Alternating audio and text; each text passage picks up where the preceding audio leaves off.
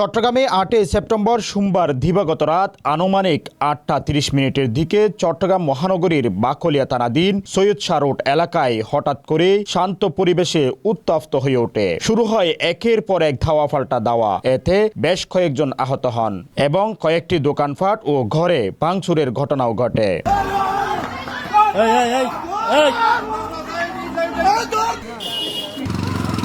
ঘটনার পর অনুসন্ধানে নামে ক্রাইম ইনভেস্টিগেশন টিম। তথ্য অনুসন্ধানে উঠে আসে ১৭ নং ওয়ার্ডের দুই বন্ধুর মধ্যে ভুল বুঝাবুঝি থেকে এই সংঘর্ষের সূত্রপাত। তবে এই ভুল বুঝাবুঝি জেরে এলাকায় সাধারণ মানুষের পড়তে হয় বড় ধরনের ক্ষতির মুখে।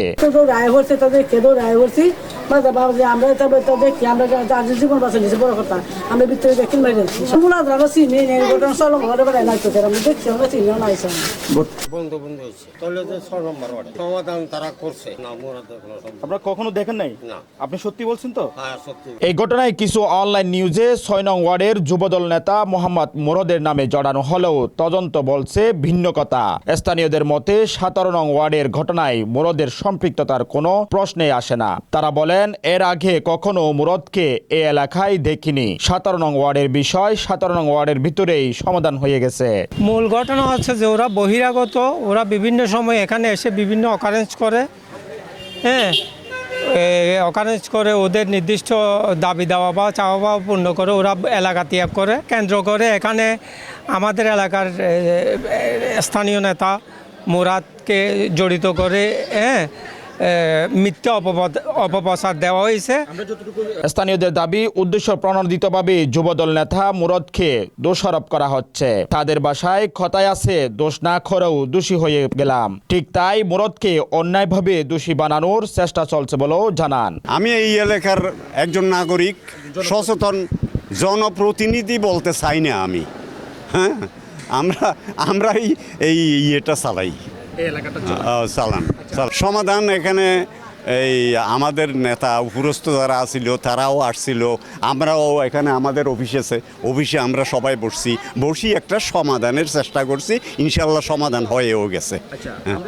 একজন ব্যক্তির নাম শুনতে পাচ্ছি মুরাদ তো এখানকার না, বুঝুন না। একজন আমি একজনকে নিলাম, আপনি একজনকে নিলেন, আরেকজনকে নিলেন। এই রকমই উদ্দেশ্যপ্রণোদিতভাবে হইতে পারে মেবি। আমার নাম হচ্ছে মোহাম্মদ মঞ্জুর মোর্শেদ। আমার বাড়ি হচ্ছে এই পাশে। আমি মহল্লা কমিটির একজন সাংগঠনিক সম্পাদক। এলাকার মহল্লা কমিটির সাংগঠনিক সম্পাদক হিসেবে আমি বলতে চাচ্ছি, এখানে যে অনাকাঙ্ক্ষিত ঘটনা ঘটেছে, দ্বিপক্ষের মধ্যে দাওয়া পাল্টা দেওয়া হয়েছে, ওটা স্থানীয়ভাবে আমরা একটা মীমাংসার মাধ্যমে সালিসি বৈঠকের মাধ্যমে আমরা এটা সমাধান করে দিয়েছি। এটা হচ্ছে দুইটা বন্ধু, এটা এখানকার মানে আশেপাশের এই লোক, ওরা বন্ধুরা বাইরে থেকে দুই পক্ষের লোক নিয়ে আসছে।